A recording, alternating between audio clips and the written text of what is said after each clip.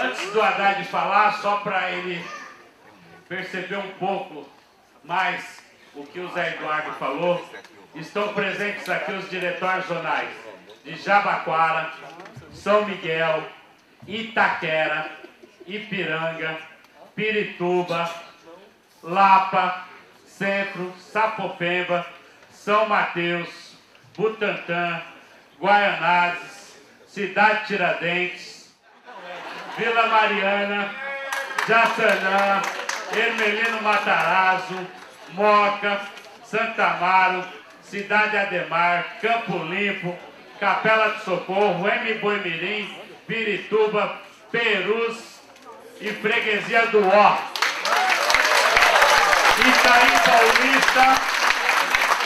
Itaim Paulista, que mais? Pinheiros, Itaquera, Buche,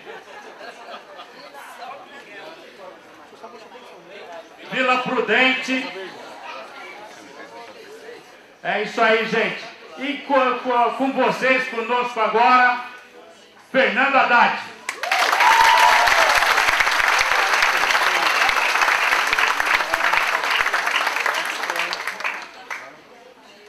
Companheiros e companheiras, muita gente para cumprimentar. Eu vou cumprimentar todos os presentes, nas figuras ilustres que me precederam. Companheiro Eloy, professor Paulo Singer, Zé Eduardo Martins Cardoso, ministro da Justiça. Eu queria prestar uma homenagem especial para o professor Singer, e explico por quê.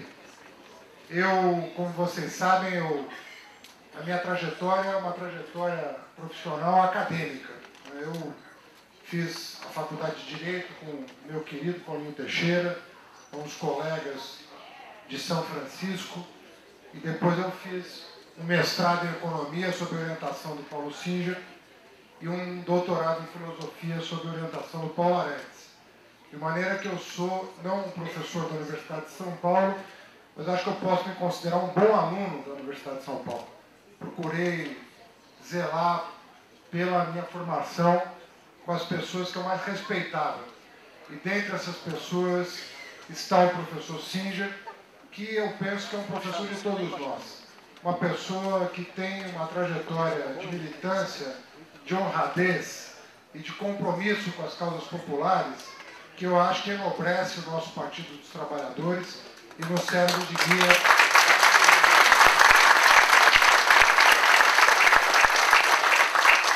Ao cumprimentar o professor Singer, eu cumprimento todos os educadores aqui presentes, militantes da educação. E quando eu falo educadores, não estou falando apenas do reitor da Unifesp, que nos honra com a presença, o Bertone, professor Ronca, ex-reitor da PUC e atual presidente do Conselho Nacional.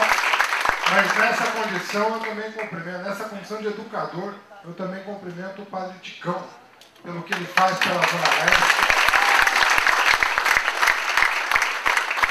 e pelo seu empenho em levar a educação de qualidade, educação pública, para todos os cidadãos paulistanos. E, se Deus quiser, nós vamos instalar a nossa Unifesp lá na Zona Leste, naquele belo prédio que foi designado pela comunidade da Zona Leste para receber um campus da nossa federal. Eu estou muito tocado por essa reunião, não apenas pela quantidade de pessoas aqui nessa plenária da mensagem ao partido, mas pela qualidade da militância que está representada aqui. Eu sei da responsabilidade que vai se somando a partir dos apoios que eu venho recebendo,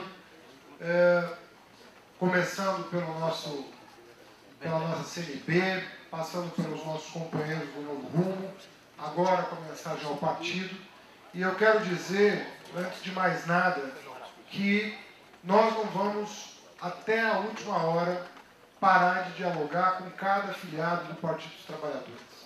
Nós não vamos deter o debate, abortar o diálogo a partir de uma contabilidade de maioria.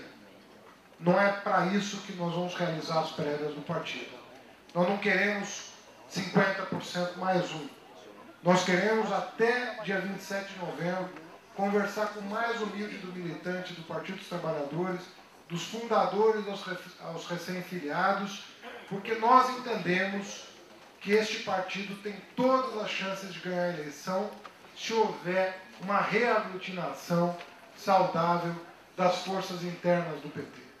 Se nós reaglutinarmos o partido e abandonarmos uma política que fragmentou as tendências internas, as forças internas, em proveito de um projeto generoso para a cidade, de um projeto que humanize São Paulo, de um projeto comprometido com os que mais precisam, nós estaremos fazendo a diferença. E aí sim, Eduardo, nós vamos realizar aquela tarefa que você nos designa, de dialogar com toda a cidade, sim, mas a partir de um determinado ponto de vista, que é o ponto de vista republicano de atendimento a todos os direitos fundamentais dos cidadãos dessa cidade. Esse tem que ser o significado da nossa postulação. A ideia de que nós vamos resgatar direitos, de que nós vamos alargar horizontes, de que nós vamos incidir sobre os direitos políticos e sociais da cidadania paulistana, de que nós vamos mudar a história de bairros, de que nós vamos alterar a dinâmica de equalização das oportunidades, de oferta, de abertura, né? Fazendo com que as pessoas se desloquem menos para ter acesso à geração de emprego e renda, para ter acesso a serviços públicos de qualidade. Isso tudo aponta para uma nova visão da cidade de São Paulo. Se você perguntar para um paulistano, eu não tenho dúvida disso, se você perguntar para um paulistano como ele enxerga a cidade daqui a 20 anos, das duas uma. Ou ele vai dizer que não sabe o que será de São Paulo, ou ele vai descrever um quadro preocupante. Eu não conheço um cidadão paulistano que, quando submetido a uma pergunta como essa, consiga imaginar, daqui a 20 anos, uma cidade que ofereça qualidade de vida para os seus moradores. Não conheço esse paulistano. O que significa dizer que tem alguma coisa de muito errada acontecendo. Se você faz uma pergunta dessa para uma cidade do mundo tão importante quanto São Paulo, o cidadão vai conseguir projetar a sua vida, a sua qualidade de vida para os seus filhos e para os seus netos. O cidadão paulistano perdeu esta capacidade. Ele não consegue projetar essa cidade para daqui a 2 décadas e, se o fizer, vai descrever um cenário não muito edificante. Não vai descrever um cenário que aponta para a esperança, para o futuro, para a qualidade de vida, para a qualidade dos serviços públicos, para a qualidade das oportunidades econômicas. Não é isso que será. O que nós temos que fazer, portanto, não é apenas apresentar um projeto para 4 anos, embora isso seja uma obrigação legal, inclusive, você dizer o que você vai fazer no prazo de um mandato. Mas o paulistano tem que enxergar o projeto que você tem de médio e longo prazo, e a partir desse projeto de médio e longo prazo, você vai dizer que parte dele você vai realizar no mandato. O que você vai realizar no mandato. Mas ele tem que enxergar o futuro para além de um mandato, para além de 2 mandatos. Caso contrário, nós não vamos ganhar essa cidade nunca. Nós podemos até ganhar a eleição, mas não vamos ganhar a cidade. E nós estamos numa situação hoje que não nos basta ganhar a eleição. Não nos basta ganhar a eleição. Nós precisamos ganhar a cidade de São Paulo para um projeto mais humano e generoso. E nós temos condições políticas únicas de realizar essa tarefa. E o que propicia essa condição única é a nossa experiência do governo federal já pelo 3º mandato. Nós temos condições de explicar para o morador dessa cidade o que significa trazer a prosperidade do governo Lula, do governo Dilma, para a cidade de São Paulo, do ponto de vista estratégico, do ponto de vista de planejamento, do ponto de vista de resgate de valores, de resgate de direitos. Eu tenho dito nas caravanas, muitas vezes, que o paulistano consegue reconhecer a melhoria da condição de vida, da sua condição de vida, como trabalhador, mas não consegue reconhecer a melhoria da condição de vida como cidadão. A condição de trabalhador melhorou no país todo em função de uma guinada que nós demos no plano federal da administração dos negócios públicos. Hoje a renda aumentou, o desemprego é o menor da história, as categorias têm conseguido fazer acordos coletivos sempre acima da inflação, poder de compra aumentou, tudo isso é verdade para o trabalhador. Mas no caso da nossa cidade, será que é possível dizer o mesmo de cada paulistano como cidadão, que ele melhorou a sua relação a partir do momento que ele põe o pé para fora de casa? Não como indivíduo, não como contribuinte, não como consumidor, mas como cidadão. No momento em que ele põe o pé para fora de casa, ele não vê um cenário que traga esperança, que traga uma visão de que a qualidade de vida vai melhorar do ponto de vista do meio ambiente, do ponto de vista da mobilidade, do ponto de vista da educação, do ponto de vista da saúde. Ele não enxerga esse movimento. O que ele pressente é o movimento de sufocamento das suas possibilidades, de sufocamento do seu horizonte. É isso que ele pressente, e isso precisa mudar.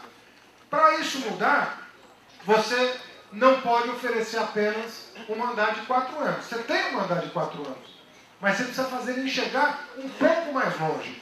E para ele enxergar um pouco mais longe, você precisa reapresentar a cidade aos seus olhos, revolucionando a dinâmica atual que é de sufocamento. Mudando toda a lógica de expansão da cidade na direção da qualidade de vida. Hoje nós estamos à própria sorte. As forças que incidem sobre a dinâmica da cidade são as forças de mercado. O poder público não incide na organização da cidade. O poder público não se faz notar para organizar a vida socioeconômica da cidade, para organizar a vida cultural da cidade. Vejam o que está acontecendo nos próprios projetos que nós iniciamos, seja no governo Erundina, seja no governo Marta. Não foi construído um corredor de ônibus. Os céus que foram construídos foram os que estavam projetados na nossa gestão. O projeto pedagógico dos céus foi alterado de maneira a fechá-los. As operações urbanas tiveram o único objetivo de maximizar a receita da prefeitura e não a qualidade de vida dos bairros onde elas foram feitas. E a verba arrecadada é menos do que o suficiente para fazer os investimentos necessários para contemplar o adensamento que foi feito. Então, ao invés da operação urbana resolver um problema, criou um problema, com uma receita menor do que é necessária para melhorar a qualidade de vida. Adensou e congestionou. Adensou e você não tem o recurso necessário para realizar. Mais do que isso, o que aconteceu na cidade de São Paulo, nesse mesmo parte do ponto de vista das finanças municipais? Quando nós governamos, nas 2 vezes que nós governamos, nós herdamos uma cidade quebrada do ponto de vista econômico-financeiro. Tanto a prefeita Erundina quanto a prefeita Marta pagaram um preço altíssimo por terem ganhado eleições numa situação sem nenhuma prosperidade, porque o país não ia bem. É preciso lembrar isso também. O país não ia bem e a cidade ia pior ainda. Nos anos 80, aquele descalabro econômico no país, né? E a prefeita Erundina assume, né? Com a cidade totalmente comprometida, as finanças. A prefeita Marta assume no final do governo Fernando Henrique, ainda pega o primeiro ano de crise herdada pelo presidente Lula, e no período pós-Pita e Maluf, com as finanças arrebentadas. Eu trabalhava na Secretaria de Finanças, tinha dinheiro por 1 semana em caixa. 1 semana de pagamentos. 60 milhões de reais. 1 semana de pagamento. Em 2 anos, nós conseguimos sanear as finanças da capital e dar impulso ao que foi o maior plano de investimento na cidade desde sempre. Então nós temos uma capacidade muito grande de reação na crise. Os nossos governos, tanto no plano municipal quanto no plano federal, tiveram uma capacidade de reação muito grande. E no plano federal, nós estamos no nosso terceiro governo. E no plano municipal, nós não chegamos ao segundo. E quando você não chega ao segundo, você não consegue ganhar o coração da cidade para um projeto de longo prazo. Que pode ter alternância no poder, sem problema, é do jogo democrático. Mas o projeto vai ter sido apropriado pela sociedade. E quando um projeto é apropriado pela sociedade, mesmo com alternância, você tem um rumo. E é isso que nós não conseguimos enxergar em São Paulo. O sentido, portanto, da minha presença aqui, desse carinho todo que eu estou vendo acontecer, é, em primeiro lugar, nós reaglutinarmos todos os petistas em torno de um projeto só. Quem ganha as prévias vai ter o apoio de todos nós. Eu estou lutando para liderar esse processo, mas tem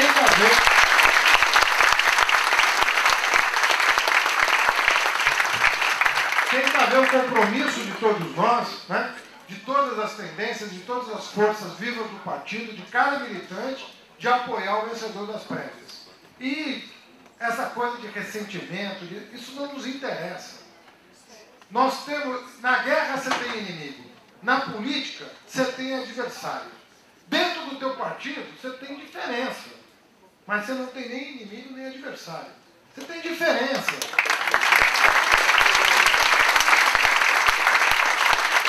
E saber lidar com a diferença é saber lidar com a democracia. Inclusive, diferença que tem que ser valorizada e não criticada. Se nós temos 2 senadores, 2 deputados federais e um ministro querendo defender as bandeiras do partido na eleição do ano que vem, vamos celebrar. Isso é motivo de celebração. Mas nós temos que ter o compromisso e a responsabilidade que a história nos coloca de sair unidos desse debate interno, que está sendo muito respeitoso, diga-se de passagem. Todos estão se comportando de maneira a construir a unidade. Nós temos que fazer alianças, tendo como pano de fundo o nosso projeto nacional. Nós temos um projeto nacional que nós temos que fortalecer a partir de São Paulo, até para que o nosso projeto na cidade de São Paulo seja fortalecido a partir de uma visão nacional. E nós temos uma condição inédita de fazer a diferença em São Paulo. Que nunca as condições foram tão favoráveis ao PT, às nossas maiores lideranças, tanto da cidade quanto do país, né? Uma certa abertura de setores que estavam se manifestando de forma refratária à nossa presença, setores que se abrindo para a possibilidade do novo, e nós temos que aproveitar essa oportunidade para oferecer o novo, para radicalizar o novo, para mostrar que nós vamos mudar a cidade de São Paulo para melhor. Nós já fizemos isso no passado, mas vamos fazer com muito mais profundidade se o paulistano nos der essa nova oportunidade. E com essa qualidade aqui representada, com a qualidade dos debates que vêm sendo realizados, com a qualidade dos presidentes dos diretórios dos jornais que com suas equipes têm formulado o diagnóstico bairro a bairro, nós vamos oferecer o melhor projeto para essa cidade. E vamos ganhar a eleição de 2012 para a Prefeitura de São Paulo. Muito obrigado.